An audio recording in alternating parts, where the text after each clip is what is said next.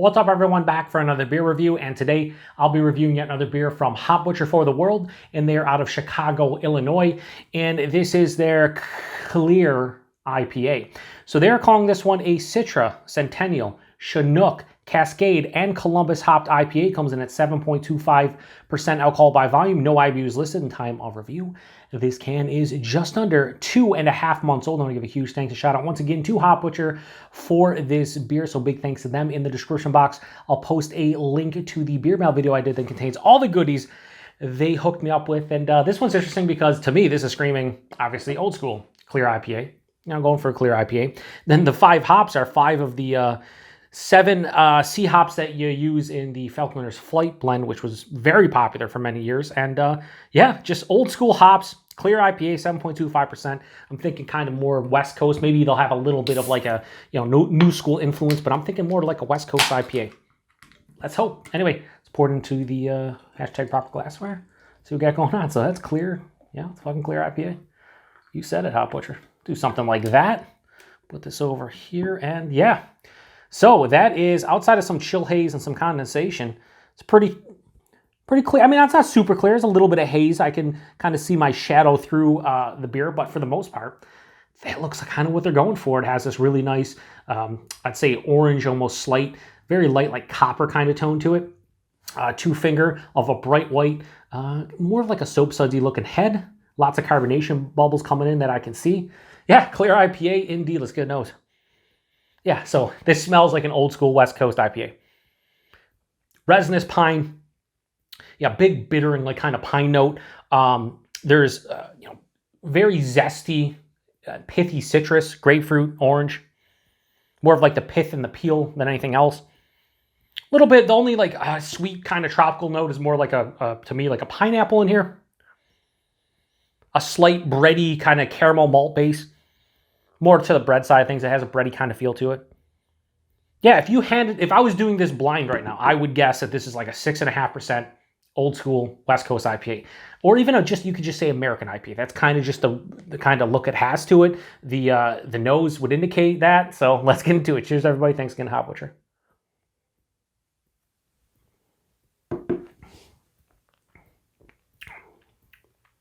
It's a little bit more subdued than I thought. Definitely has a nice kind of gripping bitterness on the back of the palate. But flavor-wise, it's not like, punching me in the face. But I think this one's like medium, maybe a touch over. Pretty big for 7.25%. I like it. The mouthfeel, really crisp on the palate.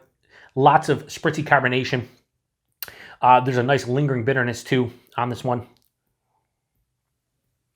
It tastes right at the forefront. Zesty, pithy citrus. I'd say more of like a white grapefruit, like a regular orange, like a navel orange. That hits right at the tip of the tongue. Passes through a pop of like a sweet pineapple, but very, very, like it just dips in and out right after that zesty citrus. Underlying bready malt character. Halfway through the palate, that's where this resinous pine, almost like floral kind of essence of the hops hit. And it really builds in bitterness. Like from the middle of the palate to the back, it starts out like mild to moderately bitter. And by the end of the palate, it's moderately to full bitter. It's a nice lingering resinous bitterness on the back of the palate. Finishes semi-dry. This is not a real sweet beer or anything. Most of the, and I say this in a lot of reviews, but at the forefront of the palate, that's where you get all that sweet, malty goodness, in addition to like the juicier, sweeter kind of hop characters. And on the back of the palate, it bitters out. I wouldn't say this is balanced. This is definitely more bitter than it is sweet. And there's not a ton going. I like this. This is a damn solid, enjoyable, old school 7.25% American IPA, or into like a West Coast style.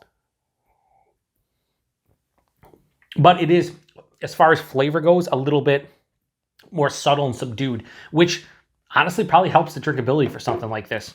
Yeah, it's really solid, really tasty. I enjoy this one. I think the body and the mouthfeel are going to bump it up a little bit for me, because I think the body, really nice, a little bit over medium, and that mouthfeel definitely screams old school. The flavor isn't as good as I was hoping. The nose, again, wasn't that, dare I say, bombastic. Shout out to Paul over at PA Brew News. But I just think a beer like this, it doesn't need to be like super intense and crazy on the palate, but I think I'd like a little bit more flavor overall to give it a really high score. 7.25%, really can't taste the alcohol. Yeah, so Clear IPA from Hop Butcher. I have no problems giving this a low 4 out of 5 and go 3.9 out of 5. I think that's where this one lands for me. Really good, old school American IPA, bordering into a West Coast style. I think this is more just like American IPA, though. I feel like West Coast, a little bit more, again, just intense flavor-wise. So that's where I think that's stopping it from me saying West Coast specifically, but it has influences of that. Price and availability. Well, actually, let's do tasting notes before I forget. Bright citrus. I would say more zesty citrus. They've said zesty citrus before. I would not say bright citrus, zesty citrus, but they did say citrus. So pleasant pine. Yeah, I said resinous pine. If you like that big bittering kind of pine note, that like floral pine note, then pleasant pine all day. And then last would be ripe tropical. Only thing tropical I got out of that one was a sweeter pineapple, and it was very, very small and only showed itself for about 2% of the palate. So yeah, tasting notes are fine. Price and availability, I think these are $15.99 a 4-pack in the Chicagoland area. If they're cheaper, let me know, but I think that's what they go for. If you see it in distro, probably $18, $20 4-pack. Yeah, it's a good old school, again, IPA. I prefer Hop Butcher's, juice bombs and their New England style hazies, but they do make some really good clear beer, some old school styles, and I would say this is a good example. I just want a little bit more flavor. And availability, Hop Butcher, you can get them if you really want to at this point. Especially if there's people in Europe telling me that they can get their hands on them. So if you're here in the US, you can definitely grab them. Might have to put in a little effort, but you should be able to grab them. Anyway, thanks to Hop Butcher for this one. Post in the comment section if you've had this one before. Really solid, really tasty. I'll enjoy the rest of this. And thanks to everybody stopping by for another beer review here on the Beer Patrol. To the next one. Cheers.